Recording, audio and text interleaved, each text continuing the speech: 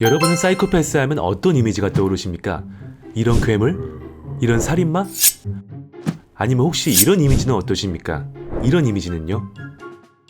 아마 많은 분들이 사이코패스 하면 뭔가 흉악하거나 수상한 외모 또는 잔인한 행위들이 떠오르실 겁니다.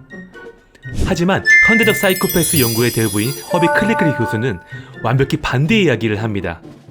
사이코패스는 괴물 같은 외모가 아닌 평범하거나 오히려 매력적인 외모를 가지고 있습니다. 그리고 그들은 이성 친구 또는 남들을 매혹시키는 재능을 가지고 있죠.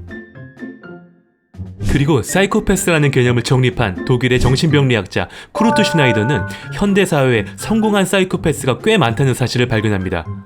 제가 사이코패스 연구를 해보니 그들은 사회적으로 성공을 거두는 경우가 꽤 많았습니다. 왜냐하면 당신 설거지랑 빨래 내가 올 때까지 해놓으느라 얼마나 기똥으로 들었나요? 지금이라도 당장 해놓지 않으면 오늘 즐거울 수도 없었지 않아요?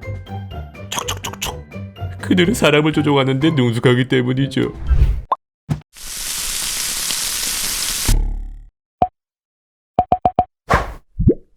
그렇다면 우리가 살면서 사이코패스를 만날 확률은 몇 퍼센트 정도 될까요? 1%? 아님 10%? 아닙니다. 100%입니다. 100%! 100%라니 말도 안 된다는 소리라고 생각하시는 분도 있을 것입니다. 하지만 그것이 지금까지 연구가 보여주는 진실입니다. PCLR이라는 사이코패스 진단 테스트를 만든 사이코패스의 연구의 전문가 로버트 D 헤어 교수는 현대사회에 사이코패스가 적게는 1%, 많게는 2에서 3%가 있다고 이야기합니다. 이건 우리나라의 범죄심리학자인 이수정 교수도 똑같이 이야기하는 수치입니다. 이걸 실제에 적용해보면 전교생이 100명인 학교에 최소 1명은 사이코패스가 있다는 뜻입니다. 정말로 어마어마하게 높은 수치입니다. 그리고 사이코패스에 대해 25년간 연구했던 심리학자 마샤 스타우트는 심지어 그들의 비율을 4%까지 보고 있습니다. 이건 100명 중에 4명이 사이코패스라는 것이고 학교로 치면 한 반에 1명 정도는 사이코패스가 있다는 뜻입니다. 이 정도면 그냥 도초에 깔린 수준입니다. 그래도 잘 감이 안 오신다고요?